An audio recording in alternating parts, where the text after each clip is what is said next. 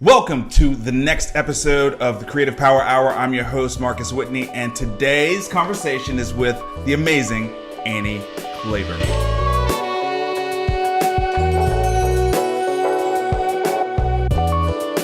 What's up? Hey, Marcus. How you doing? So great. How you doing? Good. I'm so excited to have you here. You're going to be better at this than I am. You're a pro. I like listening to you on the radio. Oh, yeah? Yeah. Thanks. Yeah. It's nice to hear like a super familiar voice, but it's also kind of weird. Yeah, for me too. You know how when you do the podcast, so you know how you hear your own voice? Yeah. And it's like, that's not how it sounded in my head, but you get used to it after Do you a while. still feel that way? Not anymore. Not anymore, right? Yeah. You're like used to listening Yeah. to yourself, Yeah. right? Yeah, I'm there too. Yeah. Like now, if I hear my voice like on a video or the podcast, like I know that's me. But it takes That's some what I getting sound used to. like. But the Yeah. first couple of times, it is kind of weird. Okay, so the audience is always used to hearing an origin story, and we've already prepped this, so go. Yeah, okay. So, I'm Annie Klaver. I am the second of 4 girls in 5 years. So, we were Catholic. Obviously, I grew up in the Midwest, Milwaukee, Wisconsin. The good land, if anyone's seen Wayne's World. Yeah, I'm a Badger. I went to UW, Packers fan for life. Only community-owned team in the NFL. Y'all know that already. They had some big news today, right? Oh, I didn't see it. Clay Matthews. What happened? They said thank you. I think like he's not going to be there. The Viking King Yeah, of Wisconsin? I think so. Yeah, I'm sorry to break that news to you. I think I saw that on Twitter today. I think Jacob Jones like retweeted it. So, yeah. You're throwing me off my game. Sorry. You're all right. That's okay. Let's see. What did I do? So after Wisconsin, went and taught English to French kids in France, and then hopped over to the Netherlands. A friend of mine got me a job there at a car care company called Maguire's, which I'm not a car lady, but it was like widgets. You know, I learned international logistics, buying stuff from China, shipping it, air freight, sea freight, you know, distribution, learned a ton of stuff. It's amazing. Yeah, it was great. Learned Dutch, a little bit of German while I was over there. I already know French, so yeah, just got my languages rolling. It's amazing. Then got homesick and decided to transfer. Moved to Nashville sight unseen in 2005. They had headquarters in LA and Nashville. I was like, well, I'll try Nashville. Okay. I love it here. I'm so glad I moved here. The city is so great. So I feel the same way. landed in here the company was in a cornfield in Portland, Tennessee. And so I was like, this is not for me. Switched over to Music Row, worked for Echo Music, which got bought by Ticketmaster. And the best way to get laid off is the entire company gets laid off. So we all kind of built up resumes and helped each other connect. I landed at Studio Now. Pretty amazing group of people. Oh, yeah. Who were there. Definitely. Who've all gone on to do I'm still friends incredible things with a lot of them. Yeah, that was a good group. Great group. Yeah. I feel very lucky to have been part of that. Landed at Studio Now in Green Hills, video production company, which got bought by AOL. And AOL came in, and they were just like, y'all need a kegerator, y'all need some commissions on your account management sales. And we were like, yes, we do. Yes, we do. You have not been properly .com. Yeah. Let's fix this. Well, and AOL, I mean, I'm sure you know this, because they were so early, they have all the patents on everything. Yeah, so it's they crazy. can sell a patent, make a quick mill, like, overnight. Yep. I was in a leadership thing, and I was with a finance guy, and they said that they make $1 billion at 85% gross margin on dial-up every year. On dial-up. Isn't that Yeah, money people wild? don't even know exists. I mean, right. Anyway, a kegerator was like not even close to a rounding error. So so I ended up buying a house on the river in Madison and moving up there. And this was maybe 2014. Okay. And I'd been running and gunning. I mean, I got a waitressing job when I was 15 years old. You know, like I was working, I was hustling. I can relate. Yeah. And I burnt out. You know, it's not like me to quit and not have a plan, but I quit and I didn't have a plan. I mean, I was just a burnt out stump of a human. And I took my kayak out into the backyard and I just started kayaking just to kind of decompress and just breathe a little, you know? Mm-hmm. It's a good way to do it. Yeah. And then I was like, why doesn't anybody use this river? We got a river that runs right through downtown Nashville, Tennessee.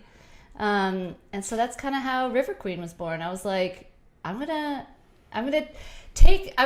do something nice for the version of myself that was in that corporate world that just needs some sort of decompression, needs some sort of nature. I mean, you and I are both from the generation of like, you're like, get outside, don't come back till it's dark out. Totally, yeah. And I feel like we've lost so much of that. And that's, technology, it's, the false concept of being busy, and sort of how there's some sort of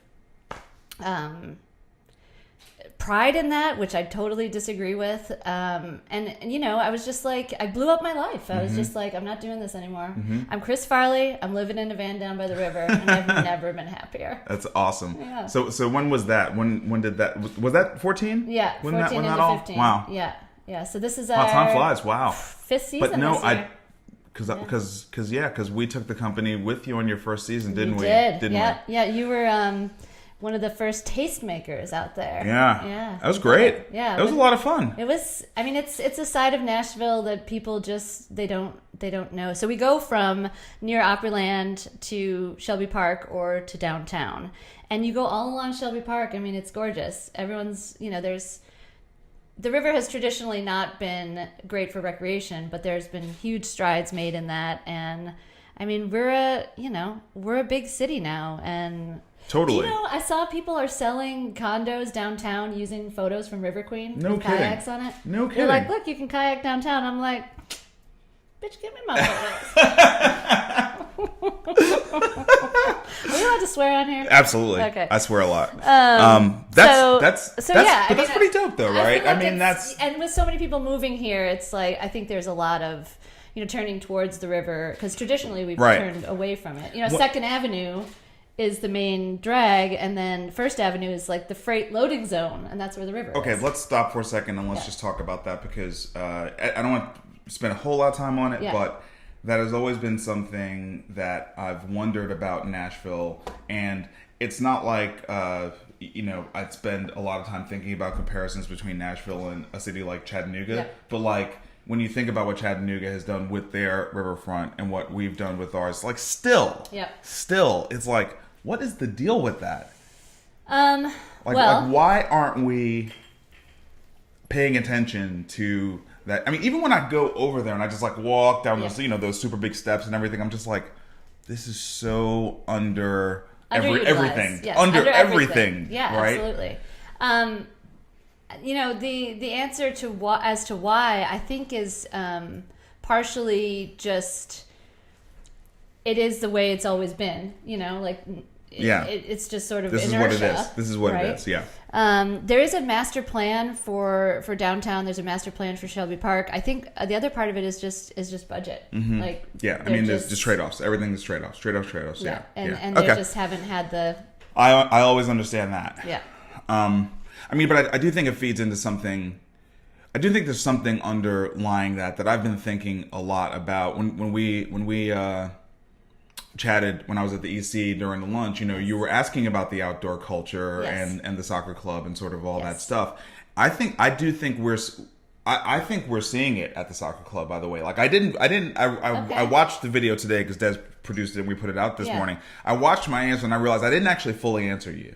Okay. So let me circle back. So if you're listening to this and you didn't hear that episode, maybe Des will cut it in right now. But Annie asked about what my view was from the Nashville Soccer Club perspective in terms of the people who are in Nashville and them being sort of outdoors oriented.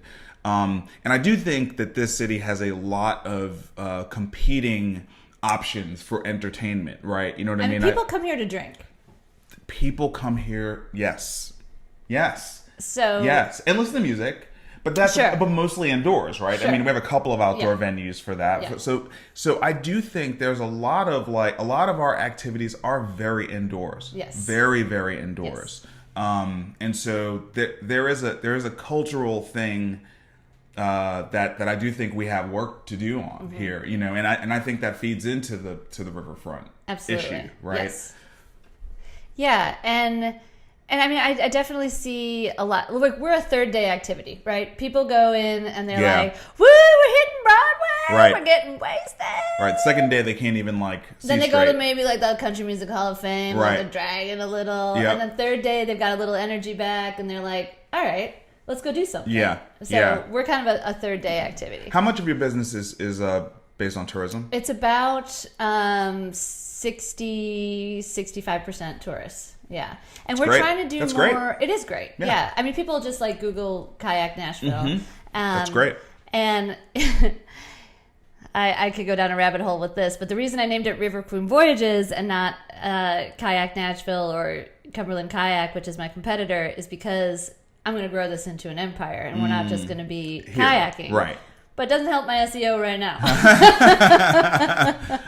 So that's the kind of stuff that keeps me up at night. Now, you were the first to market, right? Yeah, first to market. So you established it. How does that feel to be the first to market, establish something, and then have competitors come in, which validates that you created something valuable, but then how's that feel? It feels great. I get to put the original on everything. That's awesome. And y'all can't touch that. That's awesome. I think that's the right perspective, by the way. And my other perspective on it is I think that competition also gives me legitimacy. I'm not just some crazy lady running boats down the river. It's like, okay, this is a thing. Right. This is a thing you can do in this city on the river. There are multiple people doing it. Yep. So that is the attitude I try to take, is like, y'all will never be the first, but you help make it more of a thing by being out there too. How seasonal is the business? April to October. Okay. Yeah. And I mean, but like with any outdoor thing, it's you make most of your money Memorial Day to Labor Day. Yeah. It's suns out, guns out. Then. Yeah. You're just rolling. Yeah. and so during those windows, like, how all in intensive is it for your life? Like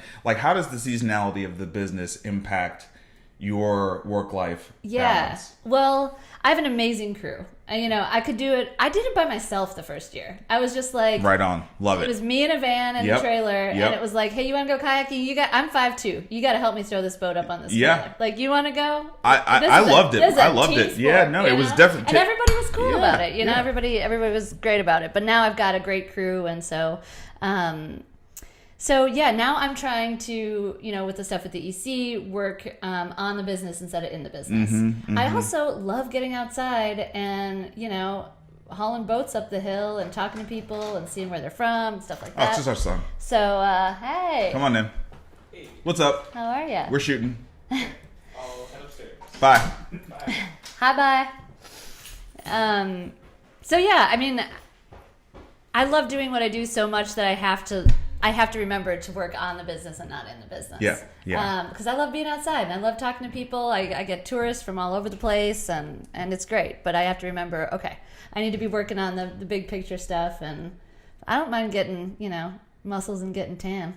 It's a good deal. It's a good deal that you've found a way to take this thing that brought you peace and sort of made you feel, get you on the path of feeling whole again. Yeah. And it's your business. So A, you get to still do it on a regular basis, but B, you get to share that with other people, which I think is incredible. I love it. My favorite customer is someone who comes up to me and is like, Annie, I had such a hard week. I didn't even know this existed. I just booked this and I was on a boat in an hour and just in the middle of nature in my own city. Yeah. That is why I do what I do. Yeah. And yes, you were me 5 years ago, struggling and just needing some sort of, connection with nature, or being able to look up instead of looking down, and just being able to do that right in your own city. Right. That's why I do what I do. So, one of the things I love about entrepreneurship is I really believe it is it's a transforming force, right? When you become an entrepreneur, you are changed as a person. So Yes. I remember when you had decided to do this, Yes. and you reached out to me and we had coffee at Pinewood. Do you remember that? Yes, I do remember. You that. hadn't started yet, though. Not yet. Yeah. And you're not the same person. No. Now I know there's a bunch of other things that have changed you, right? Yes. But how does that feel? 5 years in, Yeah. running your own business, you're just different Yeah. now. You know what I mean? Like, I don't know if you would say that about Oh, yourself. 100%. Okay. 100%. How does that feel? It feels super empowering. Yeah. It feels, it was scary, and it was hard. And I feel like I've gained a lot of self-knowledge and a lot of confidence and also a lot of experience that I want to share with other people. Mm-hmm. You know, like do you know what it was? Here's how I think of it. When I was working for someone else and kind of like trapped in a life that I didn't love, I think the biggest shift that happened to me was going from a perspective of what's the word? From not what do you call it? It's you know when you don't have enough. What's that called? It's the opposite of abundance. Yeah, Scarcity. That's scarcity. Yeah. Yes, thank you. So I think the biggest shift is like going from an attitude of scarcity to an attitude of abundance. Yeah. That I think would be the biggest shift for me. Right. Yeah. That's it.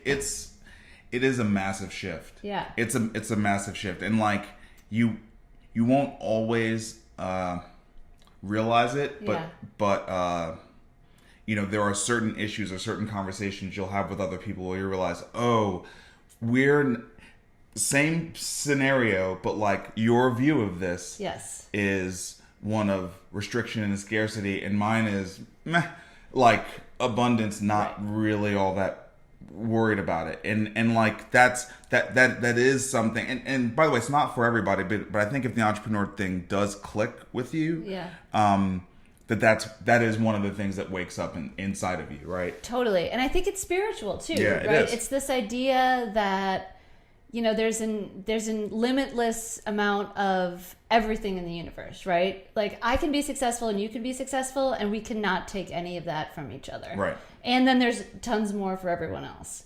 So I think just like that shift, and I don't even think it's woo-woo anymore. I think it's like becoming more mainstream of just like practicing gratitude, right? Mm-hmm. It is something that will change your brain. Yep. And I 1,000% believe that. Yep. And it doesn't happen right away, right? I love the concept of, things that I've incorporated into my life are like yoga, meditation, and gratitude. And those, I'm a perfectionist. I grew up with a perfectionist mother. And so I'm always like, if I can't do it right the first time, I'm not going to do it at all. Mm-hmm. And that has been tough for me. So the concept of practice has been life-changing for me. Like I'm practicing yoga. I'm practicing meditation. I'm practicing gratitude. Right. If I can practice it, then I don't ever have to be perfect at it. Yeah. And I can start over whenever I want. Yep. And I can be like, all right, I just... It's one of the gifts of age, right? Is like when... I don't know what it is that wears down in you from your youth, but something wears down, goes away, and you realize you're not going to have forever, so you might as well like not be so tense about stuff. And at the same time, you realize you've got forever. Like I think there's like this weird for me in business. Like I definitely have the abundance mindset, and at the same time, like I have urgency and a sense of competitiveness, and you know what I mean. And I like live in that. Yeah, I live in that. It's not even uncertainty. I live in that paradox. You know what I'm saying? Like I live in that contradiction. Right. But I'm happy that I have the sense of abundance and that I have the sense of practice. And things never becoming perfect, but doesn't mean like I'm not still. When I'm focused and when I'm in execution mode, like it's with intent. Does that make sense? Yeah, and I'm glad you brought that up because I have such an entrepreneurial spirit that I don't even think about like, of course I'm competitive, and of course I have urgency, and realizing that that's not how everyone operates. Right. Yeah, no, like we have layers. Yeah. You know what I mean? And I just think the more that I have these conversations, the more that I'm writing, the more that I'm talking about, like I'm realizing just like it's just a contradiction. It's just such a contradiction that we exist in. Yeah. But it's a beautiful one, you know? Yeah, and it's the concept of like multiple things existing at the same time, right? Yes. Like I grew up in a violent alcoholic home, and it sort of teaches you to think in black and white, and that was something that I sort of had to come out of as I mean, what you were talking about before, like transitioning from, you know, the age thing, it might just be like midlife too, right? Yeah. Like I feel like I had a midlife crisis. I can say that. I didn't like get a young boyfriend and a Corvette, but I certainly like I certainly like had a major life shift, and so I think that's part of it too. It just saying like, okay, it's not black and white. You know, there are shades of gray, and all of these things can exist, you know, at the same time. And just accepting that, right? Acceptance is a huge part of all this too. So we've both we've both had I don't know, some moments in our life that have forced us to become self-aware and sort of create some changes. And you know, I feel like life is like this or like this, and you know, we happen to be currently in a bit of an aligned one right now, you know, just in terms of, you know, mind-body connection. You said that was something you wanted to talk about. I obviously wanted to have you on the show to talk about it. Yes. And I think that the trigger word for me that really made me say, we need to hop on a conversation was, I read one of your posts, and you were talking, like you acknowledged that you suffered from PTSD, right? And you know, that was the point in my therapy, and it didn't take very long. My therapist is like, her specialty is trauma, right? And so she sort of went there very, very quickly, and that was the point when it sort of clicked, like, oh, like over the course of my life, I've experienced these things, right? And it's not like they're things that other people haven't experienced. It's like, I've just experienced a bunch of things. That's fine. But they do accumulate, and we're not really taught how to process them. Right, and so she literally gave me a piece of paper, and it had like this list. I don't know if you went through an exercise like this, but it's like a trauma like checklist, and it's like, you know, put a check next to each thing that you have experienced in your life. You know what I mean? And like, before it was done, I mean, I had easily 4/5 of the list checked, and I was like, and she was like, yeah, dude, like that's why you're doing what you're doing. You know what I mean? And so that gave me the clarity to start to make, you know, real tangible changes, right? Yeah. Good for you. But isn't that interesting that like literally it wasn't a willpower thing? It was it was a mental shift for me, mental and emotional, right? You know what I mean? It like, for me, it was acknowledging that I had experiences that, because they were not processed correctly, were causing me basically to malfunction. Yep. You know what I'm saying? Absolutely. In certain ways. And so it got out of it being like a religious thing, like you know, my behaviors are tied to some, you know, bad part of me somewhere inside. And it's like, no, like. What did you grow up with religion-wise? Southern Baptist, but like, I'm sorry. but you know, here's the thing. Like, Southern Baptist black and Southern Baptist white are not the same things. That's like, my Southern Baptist is like Martin Luther King Southern Baptist. Right. You know what I'm saying? Yeah. It's not the thing. I actually didn't, like, I always just thought the only Southern Baptist was like black. Yeah. I didn't know about this other one. So like, when I came here and everyone was, you know, I would say that and people would be like, "Oh my God, I'm sorry." I was like, "What are you talking about?" Like, it's like, it's great. It's like a great legacy. So anyway. Man, I could talk about trauma all day. I think that there is so much trauma going on that is unhealed, and I think that that's the major thread of what's going on in our society right now. Brene Brown has tapped into it. You know, a lot of these mind-body healers have tapped into it. And there's kind of two types of trauma, right? There's the big T trauma, where it's like a tragic event, or physical abuse when you were younger, emotional neglect, abandonment wounds, where, like, you know, through, alcoholism is one way, or like physical abandonment, like one of the parents leaves the home. So those are like, if you think about those as like the roots of a tree, those are kind of like, I learned about this in a place that I went to last year called the Bridge to Recovery, which is in outside of Bowling Green, Kentucky. That place changed my life. If anybody's having a hard time, please go there. I'm not paid to endorse this. I wish I were, because I talk about it all the time. So they talk about this thing called the trauma tree. So at the roots of the trauma tree are physical abuse, emotional neglect, abandonment wounds, and tragic events. So that's like, I was in an earthquake, I was in a car accident, like some single event that happened. Right. And then the top of the tree, like the branches, are, so that's what happens to you in your formative years. And then the top of the tree is how that manifests in adulthood. Okay. And so that manifests in codependency. And codependency is really interesting to me. And I can talk about this in terms of like medication and stuff too. But codependency is basically just like an outer reach for inner security, right? Yeah, so I'm reaching outside of myself to make myself feel better. So what can that be? That can be drugs, that can be drinking, that can be TV, that can be shopping, that can be porn, that can be whatever it is, right? It doesn't matter. It's an outer reach for inner security. So that's how that manifests. There's have you read about like any like attachment stuff, like anxious attachment and avoidant attachment? No, I haven't done a lot of I really have not done a lot of like reading about this stuff. I've been just doing like more I've been working more at the body level, I would say. You know what I mean? Yeah. Than So, okay, yeah, I'm going to get to body level in a sec. And then, so the other branch is like your sense of safety and security in the world. Yeah. So that can be your partner, that can be like your home, it can be whatever. So what happened to me is that, I got divorced and I got sober at the same time. And so my... Did one come first?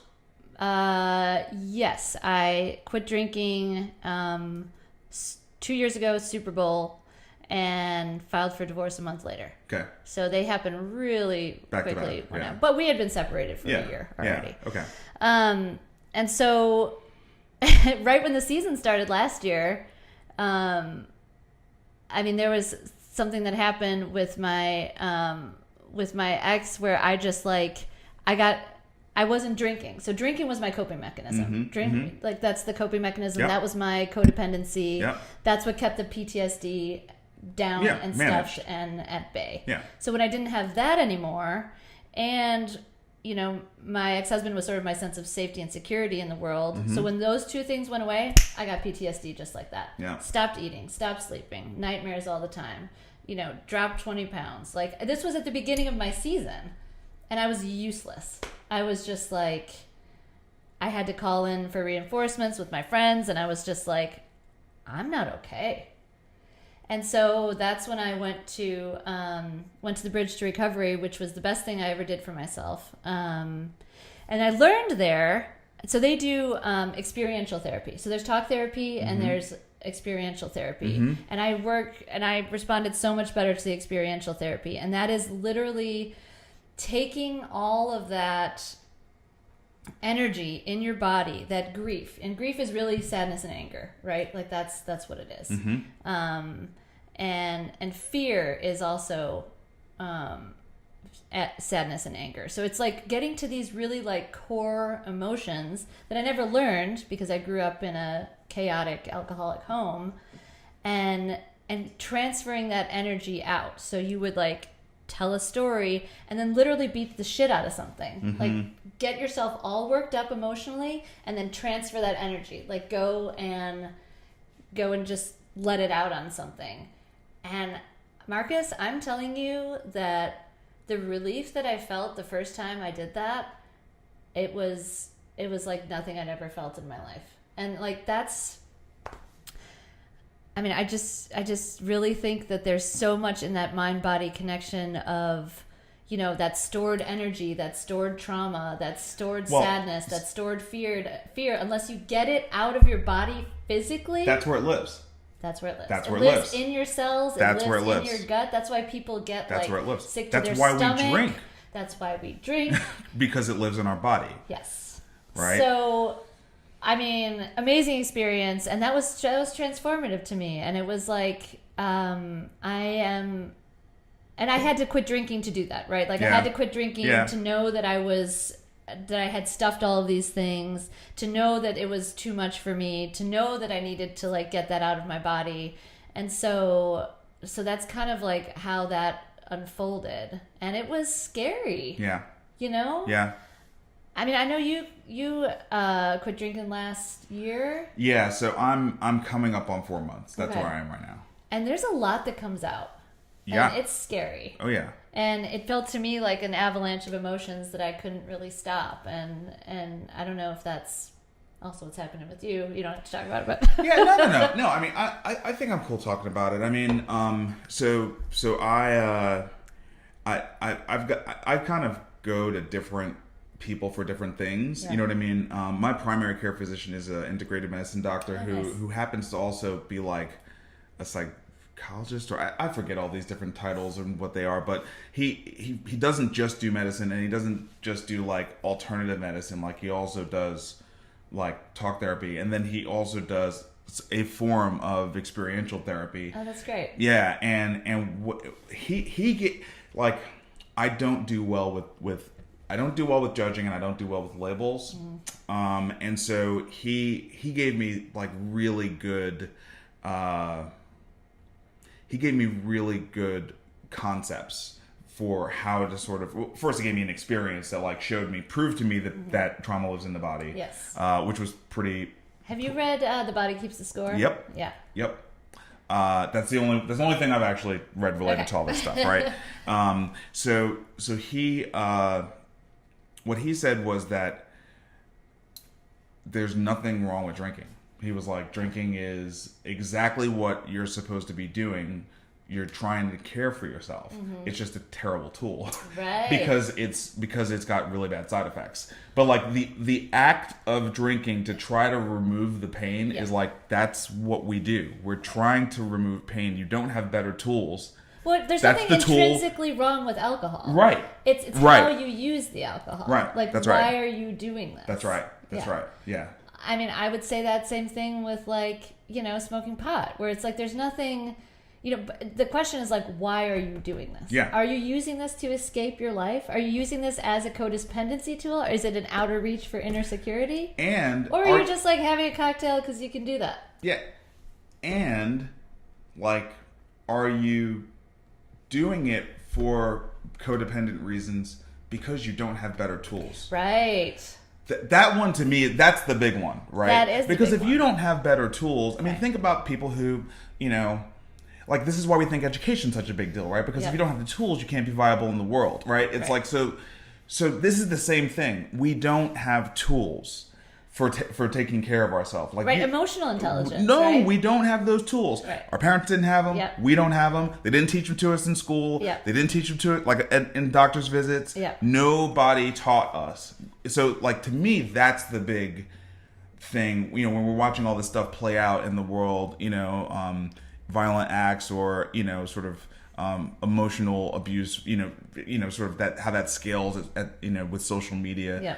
It's just, we're not able to have we're not able to process. We're not able to process. And I think a lot of there's generational trauma too. I mean, Yes. you know this as an African American, Of course, how obviously. generational trauma works. And so I think our generation is finally starting to like break those cycles. Yep. But that has been passed along. So the weight of it, big work. by the time it gets to us, is big work. This is big work. Big work. This is big And work. it's on a cellular level. Yeah. Again, this is the stuff that has been like, I have my parents' trauma in me. You have your parents' trauma and your grandparents, and so on and so on and so forth. So, and that lives, it's stored in our cells, right? Like you were saying. So I think the magic in all of this is how to release that energy. Yep. Like, I think that's the magic. And, I can't, maybe other people can do this, but I can't do that if I'm drinking at the same time. Because for me, drinking was a coping mechanism where I just shut off all my emotions. Yeah. I grew up in a house where it was like, don't talk, don't trust, don't feel. And so for me to be able to even like say I'm feeling scared out loud. Like, it wasn't safe, right? Yeah. So as an adult, I'm still practicing all of that, and I need to be able to like feel that in my body. Like, how does that feel? Like, sit with it, and that's why meditation's so great, right? Because, you know, I think we touched on this a little bit too, but there's this false culture of busy, right? Where it's like, no, man. People are like, oh, you must be so busy. And I'm like, I make time for the things that are important to me. Right. And I'm important to me, which means I make time for yoga. I make time for meditation. I make time for like step work. I'm in a couple 12-step programs. And you know, you were talking about how we don't learn the skills and stuff.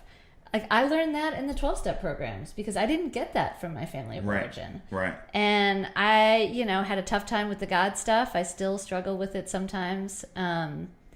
Those books were written in a very patriarchal era, yes, they were. I'd rage about those. There's a couple books in a meeting that I go to all the time, where at the beginning, when I first started going there, I was so pissed off about all the patriarchal language that I literally sat there with a pen and changed all the he's to she's and all the hims to hers and all the gods to goddess. And there's, you know, it's floating around that meeting somewhere. But anyway, like, at some point you can. Yeah. And at some point it was just like, I was desperate enough for a way to get those skills that, you know, the other part wasn't important. Yeah, I'm actually just, I don't know. I'm really, I am enjoying feeling good. Yeah. Like nothing about this feels desperate. It feels really, really we were talking about good. that too. But I think that's back to the living in your body thing, right? Yes. Like, so the benefit that I had was I started really getting serious about working out and the martial arts stuff, and you know, like to where like full on drinking, I was still working out 2 times a day. Yeah. You know, like an hour each time. But it was and hard rigorous. on your body. It was terrible on my body. I mean, when you add in the drinking, it was definitely not good. But like, because I was exercising at that level, I was, you know, I could feel myself, and so now in this last 4 months, it's like I just feel so much better. You know what I mean? Like, I feel better. You feel like you're living inside your body more?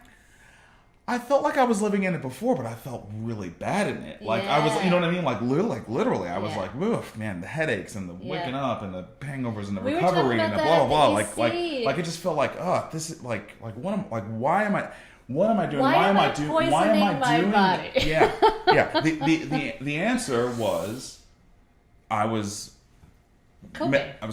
Yeah. The answer was I was coping, and I didn't have tools, and I didn't know what to do to sort of get out of that process. You know, I mean, I've just traded it for therapy, to be completely honest. Like, that's what I've done. You know, which is fine. Like, Which is great.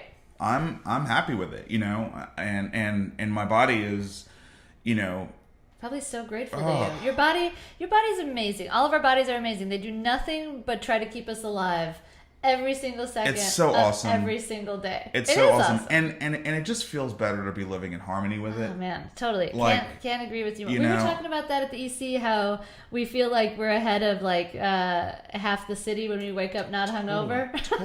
Totally. Like, I don't want to make it into that kind of thing. No, I know.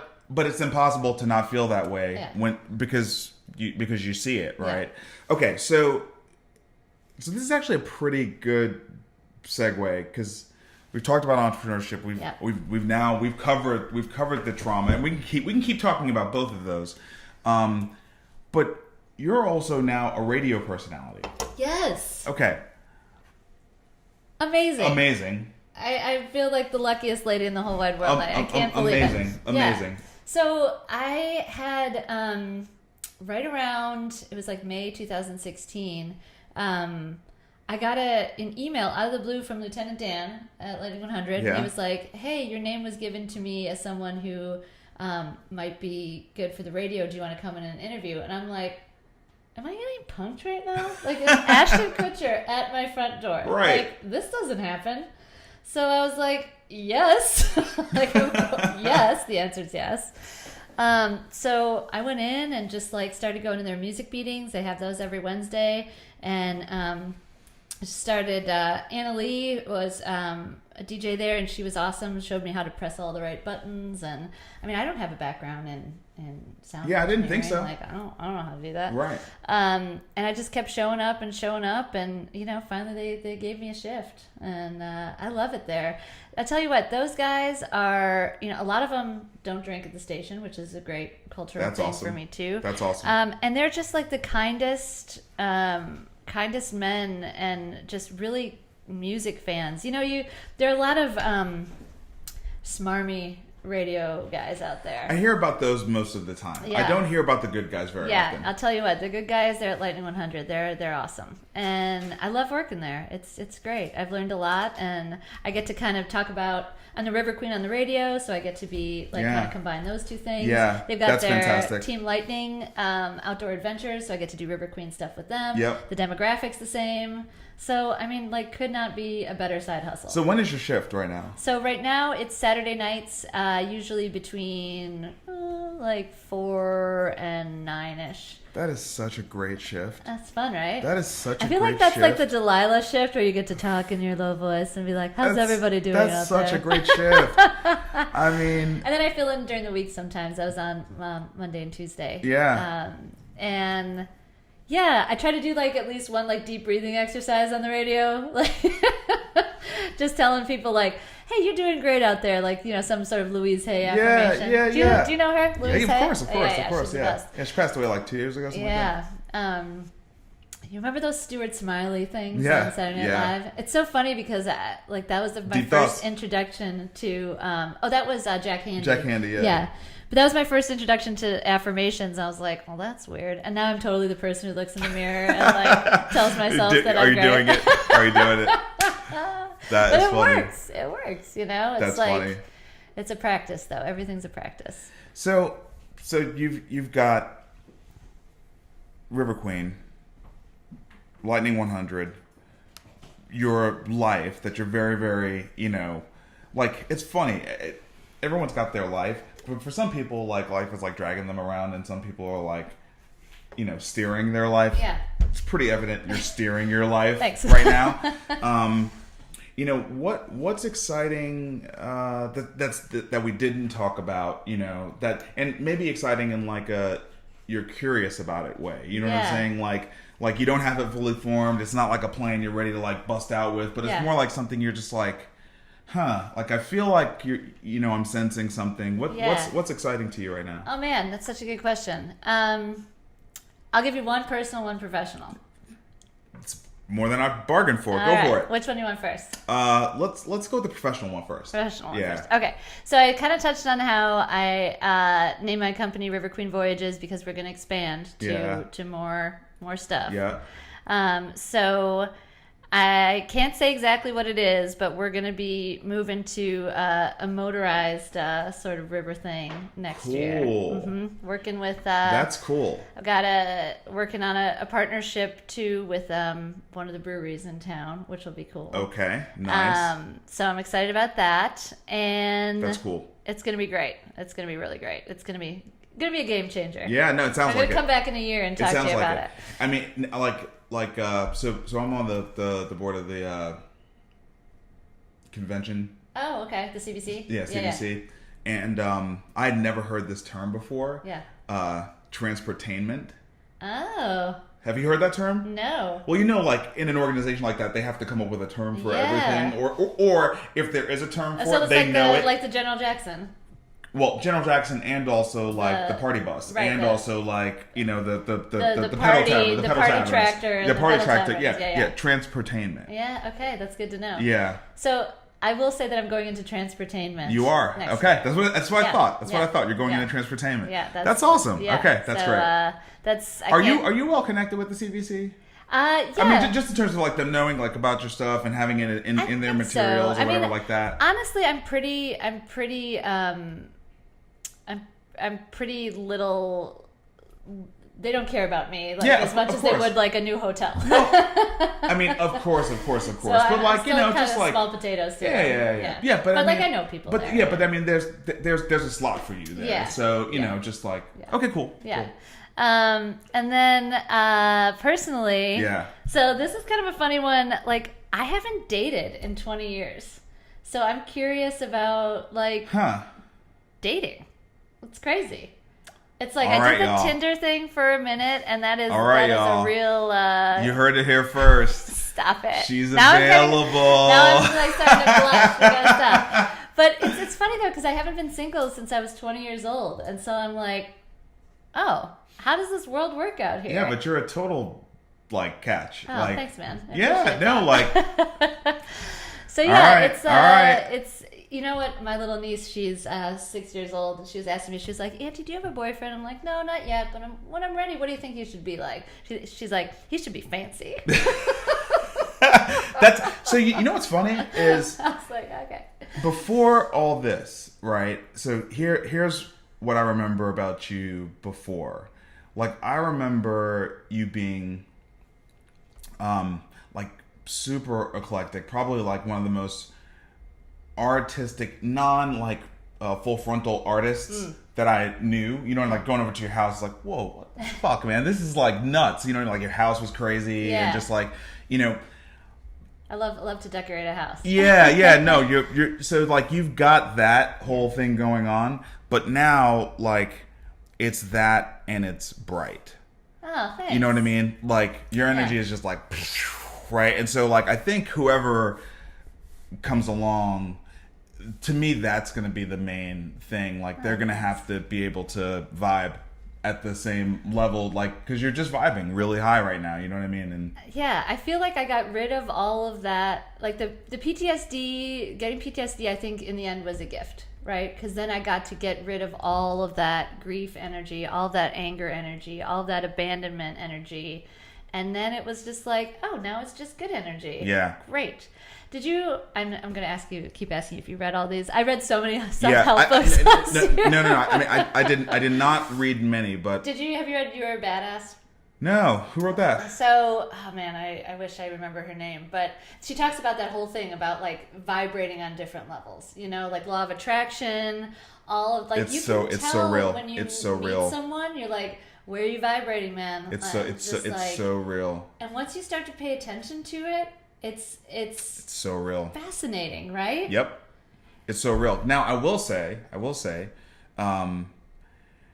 depending on how determined we are, you know, the higher, you know, people who are aspiring to and vibrating, let's just call it on the higher side of things, not to say like we're the high vibers or something like that. No. But I mean, if you aspire to and you're moving in that direction, how about that? Just to sort of keep it, you know, somewhat modest.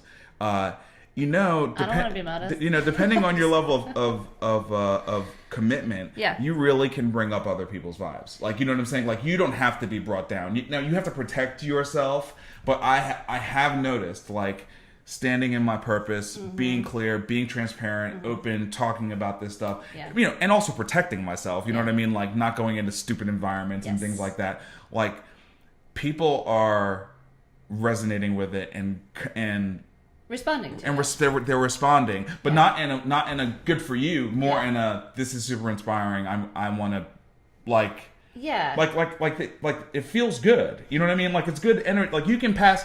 I mean, this is what gives me hope about like the whole trauma thing and like, you know, sort of the stuff we're dealing with is, you know, positivity can also be viral. You know what I mean? Absolutely. Like completely. And I don't want to like, I know I'm coming in here, like if you would have talked to me a year and a half ago, like I'm not trying to say that any of this work was easy. It was fucking hard. It was scary. It was depleting, like energy wise. Like I probably didn't go out for like 6 months straight. Like it is, people, I mean, it was devastating. It was painful. It was physically painful. Yeah. Like divorce is physically painful. Oh, yeah. Like the emotional side is so hard that it becomes like physically painful in your body. So I'm not. I have a memory from my separation that will never ever go away. Never. And it's a memory of myself in bed, not just basically like full fetal. Yeah. Like, just like full, like,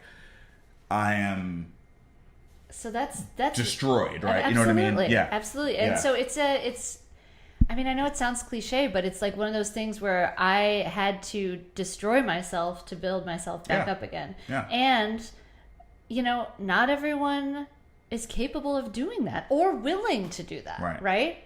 Willing to do that. So I'm like standing here talking to you on the other side of it, but I also don't want to discount the fact that it was like really hard work. And it was really, really intense emotionally. And there was a ton of grief and a ton of fear and a ton of anger, a lot of acceptance, a lot of ownership, looking at my own side of the street and cleaning that up. So it was not easy work. And I'm really proud of myself that I did it, but it's hard. It's hard. And what you were saying just before, you can lift people up, but people also need to do their own work, right? Like, you can pass vibes, but it's temporary. Yeah. Like, this is a self-generating machine. Absolutely. You know what I mean? Like, at the end of the day, you can't feed off somebody else forever, right? I mean, that kind of gets right back in that codependency thing. Like, exactly. you have to start creating your own energy. You have to start creating your own energy. Yeah. Yep. And to create your own energy, you kind of have to do your own trauma work, whatever that is. Whatever that is and for you. I really honestly believe that everyone has some trauma. Of course. Everyone does. And, a lot of people live in denial about that, and that's safe and that's easy. And, you can't do anything about that. Yep. Nope. Can't do anything about that. Yeah. Awesome. Yeah. All right. Is there anything we didn't cover that we want people to know? It's great catching up. I know, right? Yeah. So good. Yeah. I don't know. I just think it's I'm just really excited for this year, I'm really excited to spread the River Queen love, man. It's I'm coming back. I haven't been back in too long. I'm coming back. Too. I'm coming back. Bring Rachel, bring the boys. I'm coming back. I'm coming back. And I'm really grateful to be able to talk to you. Yeah. And I like talking to people vibing on the same wavelength. Yeah, this is awesome. Well, congratulations on everything that's happened for you. I'm so glad to be here, and thanks for having me on. Awesome. All right, y'all. That's it for this episode. Until the next time. Oh, and just begging you guys, like, if you're watching this on YouTube and you haven't already, please subscribe and subscribe, all that good stuff. And also share it with somebody that you love. All right, peace.